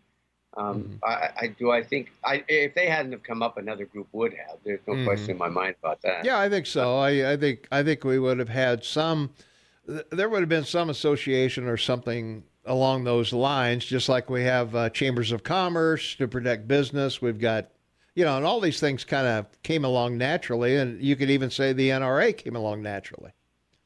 Well, the other problem that you have is that anything that any law they may pass will be challenged and probably found unconstitutional, given what the Supreme Court. Well, we did have an assault weapons ban for a while, and then it went away. Well, because it was grandfathered. Right? Yeah. Well, and we had the death penalty, and then we didn't, and some states still don't, and Canada doesn't have it, and so Not a gun owner myself, but I'm certainly a Second Amendment guy, and I certainly want anyone who wants to own a weapon and use it responsibly. I'm all for it. Go for it, man. You know, hunters, absolutely. We'll be up to our ear, deer and elk and everything else if you don't go out and shoot them. So, I mean, come on. I don't particularly like killing animals, but if they're coming in my yard eating my hedge, I'm going to blow them away. I'm going to get my machete and go out there and take care of business. Well, there's no question that the gun has had a remarkable influence on the development and expansion of your country. It was all wilderness. So, that was what, Exactly right. Yeah. You either used a gun or a spear or a bow and arrow, right? Something. Yeah. Whatever. Use the best one you can get, I guess. So. Or a machete. Yeah, or a machete. We got to take a break. We got a caller waiting. Shane, if you can entertain them, we'll be back in just a couple minutes. 5 minutes before the top of the hour. It's Friday, August 9th, 2019. Caller still there or gone, Shane? Go. I'm sorry, what? He's ready to go. Let's go. Oh, okay. All right. Well, you're pointing at you're making these hand signals. I don't know what you're talking about. Caller. Okay. Let's go to the phones. 522-TALK is the number. Caller, you're on the Morning Soapbox. What's up? I didn't mean to take up Shane's time on the break time. I wanted him to go to the bathroom or something. He kept on talking. But anyway, about the NRA, and Shane just looked it up. They've been around 147 years. Yeah. Without them, we would not have the Second Amendment. With all these politicians that are, and I think I've been around the voting for a long time. This year is worse than ever. The communists are taking over, and what they want to do is take our guns away. If it wasn't for the 5 million plus, and there are other groups, I understand that, but the Second Amendment would be gone a long time ago if it wouldn't have been for 5 million plus people standing up to these idiots that want to take our guns away so they can put us in whatever kind of food lines they want. and they talk about all the stuff they're going to give to everybody right now. What are they giving to the people that are crapping on the streets over there in L.A. and San Francisco, one of the most beautiful states in the world, and all the stuff that they're going to give? What are they giving those people, and they want to take my guns away? I'm upset. I appreciate it. Hey, thanks for the call. All right. Bye-bye. Excellent point. All right. Well, yeah, I think there's all kinds of thoughts here. Obviously, the Democrats don't care for the NRA particularly. They're in their crosshairs very good of the Democrat Party. That's great. Oh, let's see. Let's go to our text line 478-8298. I get it when people like Joe Biden and Pillsbury Doughboy John Tester threaten actual violence against our president and conservatives. That's all it says. So, yeah, I guess that's it. I was really surprised Tester wanted to punch out the president. That's just not normally the kind of language that you use. Well, and the word that is used is projection. So when you hear these people, you've lost me on the phone. No, I did. Okay. All right. Yeah. So I'm calling back. Okay. But yeah, projection meaning that whatever they're saying, they're guilty of themselves. Yeah. And so, the sad reality is that the history of the Democratic Party has been totally racist. It's a racist party. I'm sorry. They're the racist party. They don't want to defend their racist positions for the last 100 or 200 years. So they accuse everybody else of being racist. And it's a sad reality, but that's what's going on. Well, certainly, you can certainly make a case for that, I think. Let's see, from our text line, conservatives are maybe a severe brain injury in their past make them dangerous. You phony Democrats get a conscience. How'd you like my rant? How do you shop mass shootings? What does that mean? Yeah, I know. I changed it. It's correct now anyway. It's stopped. Yeah. Anyway, did you guys know that Kirk Brockway, a guy who hurt the 13-year-old, had severe injuries from a 2000 accident? Yes, we did. Resulting in a partial lobotomy. Wow. He pulled a gun on a family in 2010. This is Trump's fault. I don't think so. So that's that conversation. So from Steve-O. Thanks, Steve-O. Let's see. Trade deficits are a sign of a strong dollar. Good thing. Saves money to spend on local services.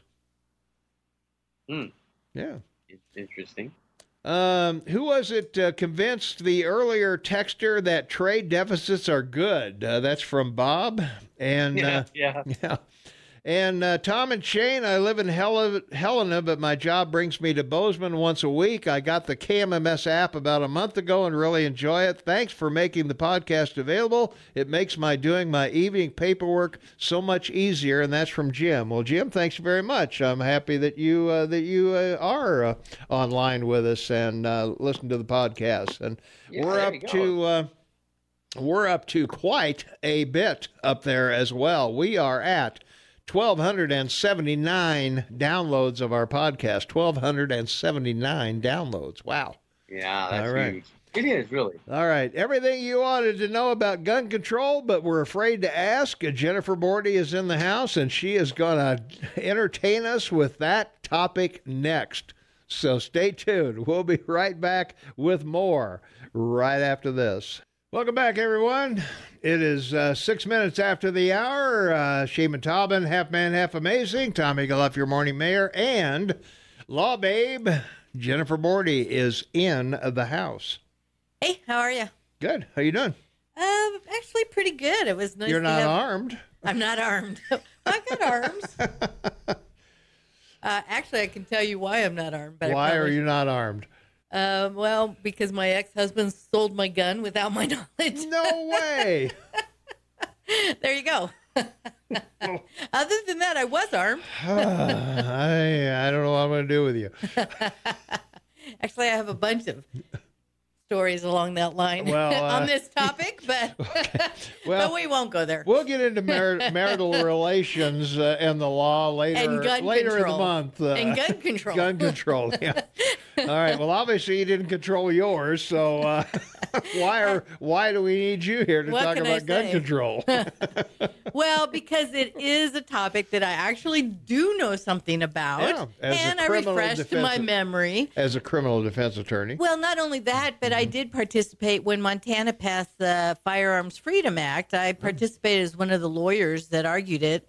Or I wrote the brief. I didn't end up orally arguing it in front of the Ninth Circuit. Well, not the Ninth Circuit either. The district court here in Montana. Then it went to the Ninth Circuit. Yeah, then it went to the Ninth Circuit. Yeah. But so I have a little bit of knowledge. Plus, obviously, it's been a topic of much interest on the radio show over the years. Yeah. So did you argue for or against it? For it. But it lost. But we lost, and we were expecting to lose. But it didn't make it to the Supreme Court. Brief us on what the Montana Freedom Act was. Oh, what it was is it was an act that the Montana legislature passed. And by the way, several other states followed suit. We were a leader in this regard, but now they're all shot down. And it said that any firearms manufactured here in Montana and sold only in Montana would not be subject to interstate commerce and that kind of regulation. Yeah, I remember that. It was Montana only. Yes. It had to be made here and has sold here. Exactly. And then it would be, you could be a howitzer, it could be anything. Which there actually are quite a few firearms. I mean, they're mostly small firearms makers and or rifles. Yeah, but sure. We have quite a few here in Montana, and they sell to fellow Montanans. So, or give them away. So, at any rate, they make specialty arms for families and things like that as heirlooms. Exactly, so, but it was shot down, and the Supreme Court did not accept it for review. So, I mean, obviously, we're going to talk about some of the Supreme Court cases that were accepted for review, especially the Big E back in 2008, which was Heller versus the District of Columbia. But let's start with the basics. Okay. First of all, why are we talking about this today? The question, as I think you did pose earlier, is will any kind of law be able to stop the mass shootings? And is it, I'm going to do a corollary to that, is it tied at all to, is gun control equal to lower crime rates? And I'll tell you the answer right now before we start analyzing it in depth. The answer is no, actually. It is not tied to lower crime rates at all. There are countries that have a lot of gun control, like Britain, and a very low murder rate.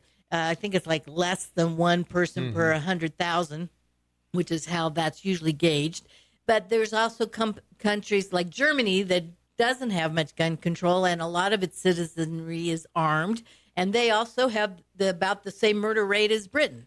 So that's a good example. And then we'll of course want to look at the United States. Isn't it Switzerland where everybody's supposed to own a gun or something very like that? Very low crime rate. So come on in, break in. So the United States is not the country with the most firearms per 100,000, but we do have a lot of firearms. We're up there, where I think we're in the top 10, like 8 maybe. Also, for our murder rate, it seems to me that I've read that if you take out maybe 5 cities, we're way down the list in gun violence or gun shootings or things like that. Well, that may be true. And the other thing is to look at some of the cities with the highest rate of murder. And we're going to look at D.C. in particular because of Heller versus D.C. But I did want to say that while the United States may be in the top 10 for the gun ownership, the number of guns in the country, and we do have more guns than people in the country. But we're not in the top 10 for homicide. In fact, most of the countries that have really strict gun control in terms of their kind of, not communist regimes, but they're the kind of dictatorships that don't let their citizenry be armed, and yet their murder rates are sky high. And we're talking about El Salvador and Guatemala. Believe it or not, the Bahamas is on there. We don't equate that with Central America, but yes, several of the Central America countries. Another one that is considered a developed nation but really high murder rate is Brazil. Really high murder rate. So the short answer is those are drug related since they're near Colombia. That's the theory. In that general area. Yeah, that is the theory, especially also concerning Central America. Right. But there's also just general violence in those regimes. And by the way, when they look at murder rates, they do take out countries where there's active war going on, like Iran. So those are not necessarily included. But as you might guess, even if there was no war, they have a pretty high murder rate. Right. But anyway, so the long and short of it is that the amount of gun ownership is not necessarily or at all really correlated to whether or not you have a high homicide rate. But yes, let's look at D.C. in particular. And first I'll review what Heller versus D.C. said, which was a case that finally the U.S. Supreme Court, after 250 years of having the Constitution, finally agreed that the Second Amendment, which I will read in total, and I wish I could say I had it memorized, but I can't, is a well-regulated militia, comma, and that's important, comma, being necessary to the security of a free state, comma, the right of the people to keep and bear arms shall not be infringed. And a lot of people have interpreted that over, even the centuries probably, to be that your right shall not be infringed. They didn't really look at that first clause, a well-regulated militia. So what the Supreme Court did in Heller versus D.C. is finally say, yes, your right to bear arms, especially for age-old legal defenses or legal purposes like self-defense in your own home, it is not tied to whether or not you're in the militia. So that was really significant because the law in Heller versus D.C. that they were looking at was one in Washington, D.C. that said you cannot even have a loaded firearm in your own home and you have to have a gun lock on it. So what good would it be for self-defense? Yeah. Goodness. All right. So we all know probably from reading the paper over the years that D.C. had a very high murder rate, especially in the 90s. Same with New York, which has a lot of gun control. And we'll talk about a case that the U.S. Supreme Court has agreed to hear. Chicago, yep. Mm-hmm. And it did start to fall even before D.C. versus Heller. But it's important to know that even after D.C. versus Heller, and we are 11 years after, or Heller versus D.C., sorry, we're 11 years later, and the crime rate, the murder rate, continue to fall. Now, it's gone up a little bit, I think, the last year or two. But the fact that the U.S. Supreme Court said, no, that's unconstitutional not to allow people to have firearms for their own protection in their own home and without requiring a gun lock on it. So they held that particular law unconstitutional. And an important thing that they said in that we will continue to deal with, especially now in light of the cry for more legislation because of the mass shootings, is that the U.S. Supreme Court in Heller versus D.C. specifically said this doesn't mean you cannot control firearms to some degree, like that you still, and they specifically mentioned that felons could be regulated from having firearms and also mentally ill people. So that, of course, is what we're dealing with. And the interesting thing about mentally ill people, which I got to say is a little bit, I don't know what the word is. Ambiguous? Well, it's a little bit facetious that is one thing that President Trump is saying right now. Because, first of all, although to too severe a degree in that you have to have been declared either incompetent or mentally ill by a court for the restriction against owning a firearm to apply, that needs to be modified, I think. Because let's face it, anybody that commits an intentional murder, whether it's mass or not, I mean, we all know, we all assume that they are mentally ill. But on the other hand, we don't even have to assume it. There would be a diagnosis of at least psychosis or that they're sociopathic, something like that, maybe even just bipolar, which I know has been a defense in some homicide cases, but not successful, Depression. I might add. Yeah. And that's the point. That mental illness, okay, sure, we all agree that anybody that kills somebody else intentionally probably has a mental illness. Who was the gal that drowned all her kids? Good. She was, that's a good example. Yep. Depression or Andrea Yates in Texas. Yeah. And that defense at first worked. No, wait, the other way around. She was convicted. I think it was reversed on appeal, and then the defense worked. But the point is, it doesn't usually work, especially in Montana, I might add. And even if you don't have it to the degree that it's a defense anyway, the courts don't recognize, society doesn't recognize that is an answer or a justification or a defense. So it's been there in the law anyway in terms of gun ownership. I do agree that there should be something less, I guess, instead of more, than you have to have been adjudicated by a court. Because let's look, for example, at Sandy Hook. That guy had mental health issues, and his mother knew it, by the way, and they were all her guns, I guess. But he was still able to legally, well, he didn't purchase them. They were her guns. But she should, in my opinion, should have known better than to have them around somebody so mentally ill. But I guess, I won't say that. Yeah. I was going to say she learned her lesson, huh? Because he killed her too. But that was not a nice thing to say. But anyway. Well, aside from that, let's take a quick break. Well, the point is that somebody that has had documented mental health issues, if there was some way to prevent them from getting firearms as well, I think that would be acceptable. Okay. All right. We'll be right back with more with Law Babe Jennifer Bordy, Shane, and myself right after this. Hang on. All right, 19 minutes after the hour. It is Friday, August 9th. Jennifer Bordy, Law Babe, is in the house. We're talking about everything you wanted to know about gun control, but were afraid to ask. Or afraid to tell. Or afraid to tell. Either one. Yep. All right. So one other little bit of history, and I'll get back to the present day, in essence, and what's happened most recently. But that is that I'm sure we're all familiar with the Brady Act that was passed in 1994 when President Clinton was in office. Reagan was shot. What? Reagan was shot. Oh, yeah, but he was shot back when he was president in the 80s, and it took a while to get... Brady shot at the same time, Yes, though. he was. Yeah, in fact, more severely. I think he was crippled. Yeah, he was wheelchaired. Yeah. So the act is named after him. You're right. He was his... I forget what he was. But anyway, so one thing that the Brady Act did, even though there was already, obviously, registration in most states, and we do not have it in Montana, by the way, and we still don't, despite the many federal laws. But that is mostly a state-to-state thing. And then the Brady Act came in and said, but we have to do background checks. And as we all probably know, too, that was mostly from licensed firearm dealers and didn't apply to, say, gun shows. And, of course, we didn't. I guess we did have the beginnings of the Internet back then, but certainly not to the extent that we have e-commerce now. But at any rate, so the background checks were supposed to be done by local law enforcement.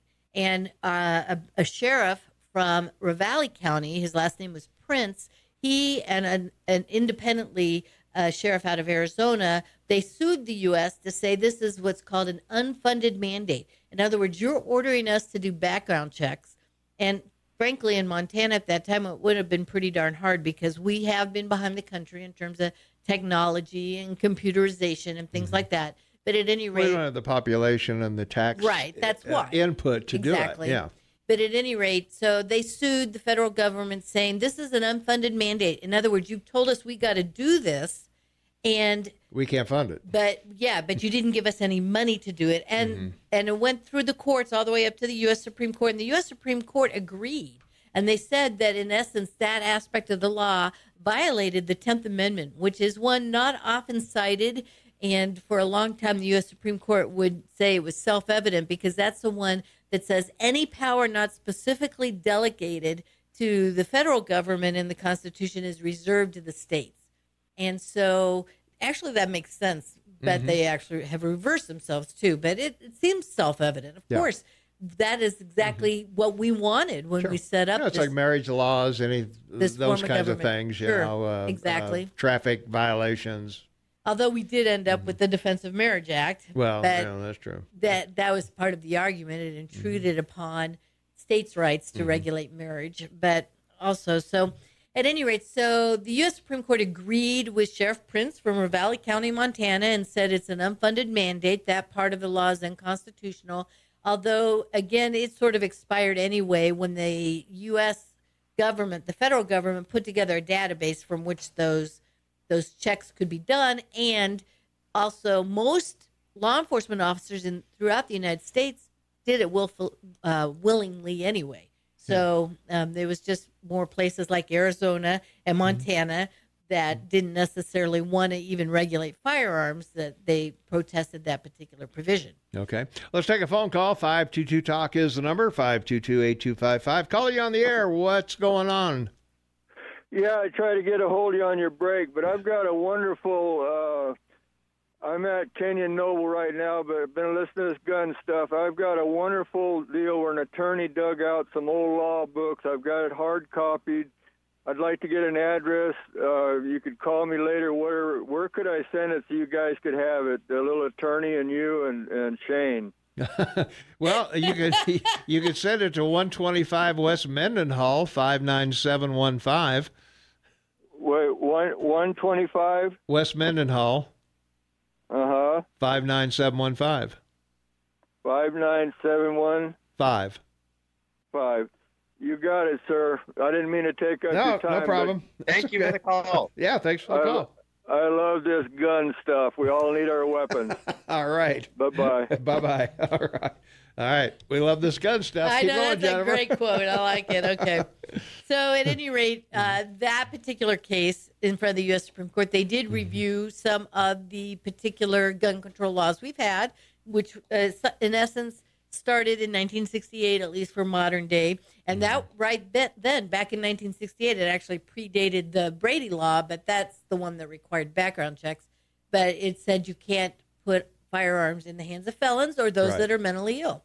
So we've had it for a while. It's been amended and expanded on. And then, of course, we had the Brady Law, and now we have D.C. versus Heller. So at least in the last half century, there's a pretty good body of law talking about the Second Amendment, our right to bear arms, and despite the language shall not be infringed, it's like anything. Same with freedom of speech. It can be infringed. It can be regulated to some degree in terms of some common sense, for the most part, applications. Like, do we want felons to have firearms? Of course we don't. Yep. Now, I am not in agreement with that provision of the Brady Act that also says if you've been convicted of a misdemeanor domestic abuse, you can never own or possess a firearm again, because there are so many non-violent, if you will, domestic abuse cases, or cases where it's just the man that got charged when it was probably the woman that was more violent. That happens too. I mean, there's just a lot. I'm not saying that there aren't actual cases of domestic abuse where somebody should be restricted from owning a firearm. There are, absolutely, but not categorically. But that's an issue for another day, I suppose. I always thought someone should challenge that. I don't think anybody ever has beyond some of the lower courts. Well, challenging anything, it just costs so much money now to go in and, most people don't have the wherewithal to challenge things. That's true, too. And what you might find... Unless an attorney wants to do it on their own. Then, which actually I probably would have. Yeah. I had a client, excuse me, that I was willing to do that for, actually. He was a trapper by trade, and he also had a concealed weapons permit for years and years and years. And he also knew every law enforcement officer in Gallatin County. So once the Brady Law got passed, and I told him he had a domestic abuse charge, and he ended up pleading guilty. And I told him, don't plead guilty. You'll beat this. It was such a hokey one. It was ridiculous. But he didn't want to pay attorney's fees for that. Right, yeah. So he pled guilty, and then the Brady Law came into effect. And frankly, I won't say who was sheriff back then, but he went back for his concealed weapons permit when it expired, and he was given it. They're like, we don't care what the law says. We know you. We know you're okay. You get your permit. Well, that's good, at least. So that was a good thing, But at any rate, so there is, especially in the last half century, and I did hear a caller on my way into town. You guys were talking about whether or not we would have any Second Amendment rights, if not for the NRA. And he did acknowledge that there are other groups. And I want to say, I absolutely believe we would still have them, just in spite of or just because of the Second Amendment. Yeah, and there are other groups. I mean, in Heller versus D.C., there were so many amicus briefs, including by the U.S. Senate, that a majority of senators signed on to, including John McCain, by the way, but not Barack Obama, who was then a senator. Right, yeah. So, I mean, there were so many groups, and even though the U.S. Department of Justice was defending because D.C. is, a federal enclave, it's not a state, per se, so they are actually regulated by Congress for the most part. But I think the NRA folks are saying that without the support, the monetary support of the NRA, that a lot of senators might have been elected that would put more restrictions on laws. And there's no question it is a huge, if not the biggest lobbying effort, group, whatever, it is, yeah. that we have. It's huge. And yes, you're right. They have money. They have influence. No question about any of that. But I still think that, well, I would like to believe, maybe I'm just an idealist, but our Constitution is our Constitution, and we have these rights, and eventually the Supreme Court does the right thing by them. Well, I think it's easier to believe that in Montana because we are gun country here, more so than, say, New York City or places like that, where I think the NRA works in those areas to make sure that we in Montana still have the rights that, that people in New York don't need. Yeah. They don't need a hunting rifle on Fifth Avenue. Although I am going to say they have screwed up one so far, but I think they'll change it someday. And that was the New London, Connecticut case on our Fifth Amendment property rights. Oh, man, that was a travesty. We talked about that forever on Open Range, yeah. All right, we got to duck out of here, and we've got Montana State News coming up. We got Fox News. We've got weekday weather and Gazoo Night with Jacobus and all of that. And when we come back, I want to talk about red flag laws. That's right after exactly this. Right. Welcome back, everyone. It is Friday, August 9th, 2019, 67 degrees outside. Shane Tobin on the line, half man, half amazing in beautiful Vancouver, British Columbia. And Shane, your laws in Canada are pretty strict on guns and what you can do with them, where you can carry them, and where you go and where you can't go with them. That's right. Absolutely. And so how is your crime rate, though? Oh, very small. We have very few gun incidents, mostly gang-related. Well, all gang-related, Oh, by the way, those two young men we talked about, they were found in British Columbia. Really? And, the theory going around now is the third party was involved and got them to commit those murders and then killed them and then took off. Really? Wow. Yeah. Okay. Yeah, I was reading a little bit about that. Yeah, there's two teens in Vancouver that shot. I mean, not in BC. I'm sorry, in outside of Winnipeg. They were found in. Manitoba, that's definitely not BC. Yeah. Okay. Yeah, they were found in Manitoba. Sorry. Misquoted myself. That's okay. Let's take a phone call. 522-TALK is the number, 522-8255. Caller, you're on the air with Shane and Tom and the Law Babe Jennifer Bordy. Well, good morning there, Shane and Tom and the Law Babe. Good morning, Pete. Good morning. She got to put that on her business card, I think. Or my license plate. I like your quote from McConnell. Yeah. What we can't do is fail to pass something. That is so typical. I mean, give me a break. Yeah, the thing is that we got to justify there our existence. are even Republicans now on board with at least passing something that will probably have to do with more background checks and more assault minutia in terms of possibly. I don't really think that one's going to pass. So they tried again. It hasn't worked. Yeah. But in terms of registration and looking at the background checks and the categories of people that already can't possess them, like I said, it's like with mental illness, having something less than you have to have been adjudicated that way. And, I might throw in now that it also, the Brady Law at least, also applies to known drug users without that requirement that you have been convicted of some drug crime. So I do tell clients, that are looking at drug offenses that it's possible, or even if they've been to rehab, I think it's possible that they may be targeted somehow. I'm not sure how, but we all know that the U.S. government is capable of being creepy big brother sometimes. So there is somehow some insight into that I think we're looking at definitely some expansion of those that cannot purchase firearms, or the definitions of those people, such as expanding the mentally ill to be more than just adjudicated that way. Well, Jennifer, if I hit somebody in the head with a baseball bat, I'm guilty of assault with a deadly weapon, am I not?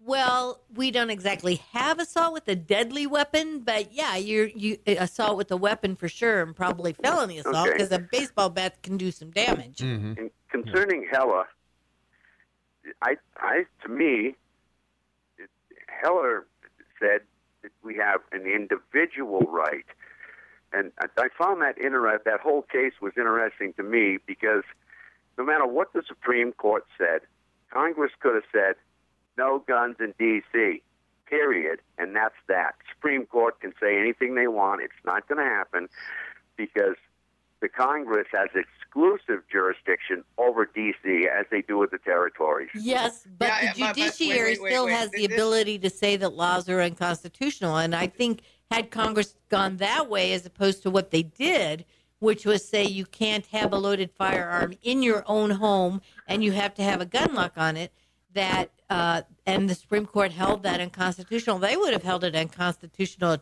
complete ban, too.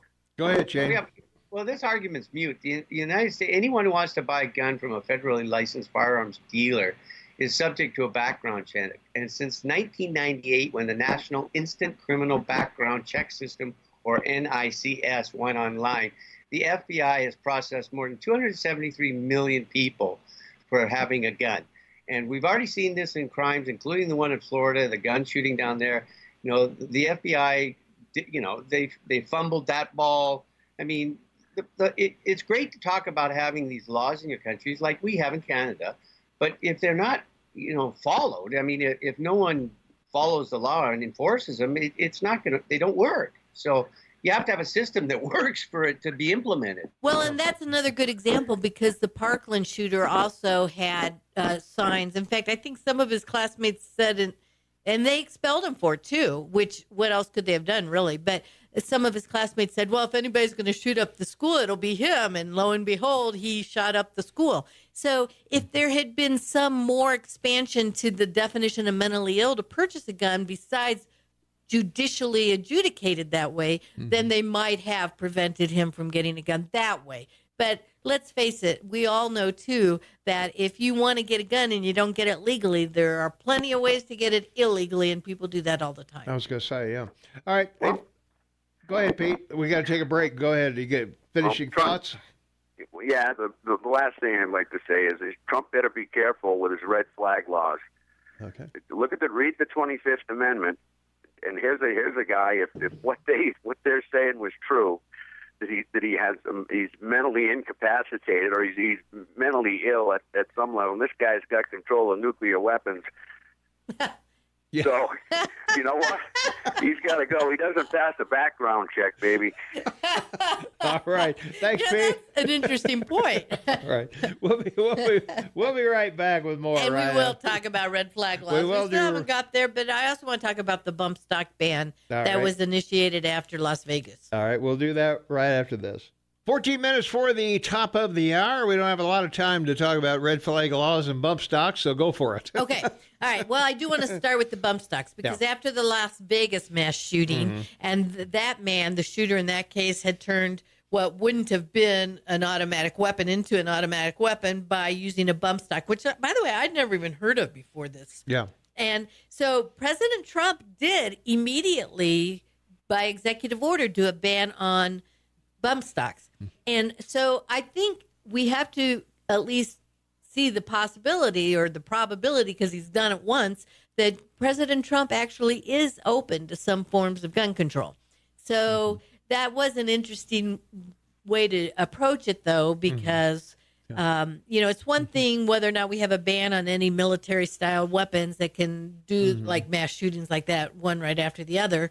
But a good point you brought up over the break is that the Virginia Tech shooter didn't have an automatic weapon. So, killed 33 people with 2 handguns. So there you have it. Yeah. But anyway, so President Trump has initiated some gun control via executive order, and Congress did nothing to overturn that either, which they can, but they didn't. So that's something to bear in mind. And so now, yes, the big talk is about red flag laws, which is in essence what we've been talking about. that there are certain classifications of people that are not allowed to have weapons, and we need to somehow tighten up or broaden, expand those laws so that you catch these people that have mental illnesses and other issues, and so that they are not allowed to legally buy weapons. And again, I'm not sure it will make any difference because then they'll get them illegally. Yeah. At any rate, that's always the case. Yeah. So a motivated person is going to get it done.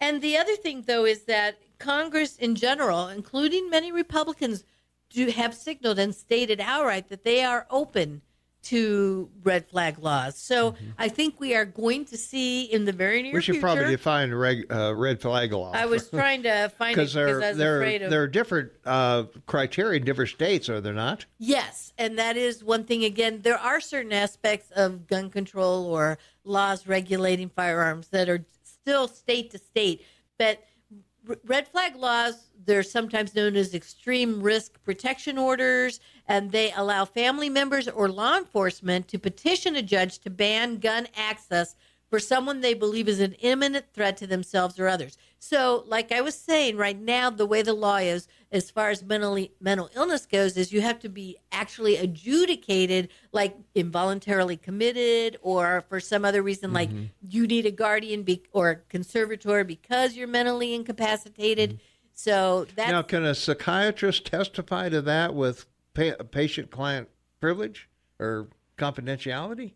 Well, actually, yes, because that is the one time that it can, in essence, be waived, is if you think they're a danger, especially to a specific person, which could include the patient themselves. So, yes, I think so. And but who knows how well this might be enforced. And again, let's look at Sandy Hook, where the mother knew her son had issues and yet had all these firearms lying around. What good would it have done to go to a court and say, hey, I don't think my son should own firearms, but I got him at home, and I'm not going to do anything about that. So there are problems with the red flag law, too, but that's what's being talked about the most right now. Okay. Let's take a quick phone call, then we got to take a break for the Rush Update. Caller, real quick, you're on the air. What's up? Yeah, this latest Universal movie that's coming out, called The Hunt. The Hunt, yeah. You're going to be, you and I are going to be hunted by... We be the targets, Joel, in that movie. Oh, the rich hunting the poor, right? Yeah. No, the liberals hunting the conservatives. I would have. Oh, really? Why can't I picture that? Go ahead, Joel. Thank you. Okay. Oh, that was it. I guess that was it. All right, we got to take a quick break here for the Rush Update and a couple other things, and when we come back, we'll finish up. Jennifer. Okay. All right. Hang on. We'll be right back. Right after this. Here's Rush. Didn't have my button up, so. Okay. That's not all that's not buttoned up. Yeah. Real quick from our text line. No, you only have time for a quick response. A kid makes a threat against classmates. Big trouble. People like Biden and Tester make specific threats against the president. Tester said he'd like to punch him in the face or whatever. No action, no legal action. Why? You threaten the president with a punch in the face, and is that just taken as, they're just boys will be boys? No, they do investigate that pretty seriously, actually. You're going to have the Secret Service on your doorstep before you know it. Any kind of threat against the president, they investigate pretty vigorously. Okay. It doesn't matter the degree, as opposed to I'm going to kill you, I'm going to punch him in the nose. Yeah, they'll investigate. Okay. A couple things we wanted to cover real quick. No gun registration in Montana. Correct. Okay. Although now with background checks, it really amounts to the same thing. There's a record. But as the point you made, then somebody could sell their gun to their neighbor, and there'd be no record of that. There's no registration of it. Yeah, it'll still look like it is with the original purchaser, which also raises the issue, though, because I think it's definitely on the horizon whether or not there's also going to be background checks required at gun shows and otherwise private exchanges and or sales. I don't know how that's going to get implemented, though. I mean, how does somebody that just sells guns at a gun show going to do a background check? Yeah. Unless they're going to issue little computers that can instantly do them when somebody's there to purchase them. I don't know. Maybe that is what they have in mind. Yeah. I'm just posing that as what I see as the problem with it. No. And it'll be interesting to see what they think is the solution, because I do think that that's coming down the pike. Yeah. So. Well, yeah. Well, you either you might purchase a gun because it's an heirloom or it's a historic value or something like that. It's not really a firearm to be used. You're probably not going to shoot it because you don't want to damage it. Yes, but if there's a new law that says if you have like an antique collection, then yes, you're going to have, and you then sell it to somebody, that you'll have to do a background check. I think that's going to be part of the intent. I will say, what was it? Black powder guns that are mostly antiques have been excluded from a lot of because there's the gun more control involved laws. in making them work, so you don't just walk out of the house and start an blasting. old flintlock. Yeah. You have to load it every shot or two. Yeah, if we were back in the 1700s, there'd probably be a law as to how many balls you can carry in your little sack. No more than 5 rifle balls at a time, boys. But so I don't know. Which is part of the reason why we have such a rich history of gun ownership and a constitutional right to it. And so I don't know if we answered the question. Will it help to have more gun control or more laws? Really, if you look at world statistics, the answer is probably not. But it might make us feel better as a nation, and maybe there is some value to that. Yep. But as long as it doesn't actually infringe on our right to own, and we're not a felon or mentally ill. All right. We got to go. Say goodbye, Shane. Goodbye, Mayor. Talk to you on Monday. Thanks for being in the house, Jennifer. Be happy, be safe, everyone. Have a great weekend. All right. Thanks, Shane. All right. Thanks, Jennifer, for being here. We appreciate it very much, and all the good information. And thanks again. Okay. All right. All right. That does it for us. We'll see everybody bright and early Monday morning at 6 a.m.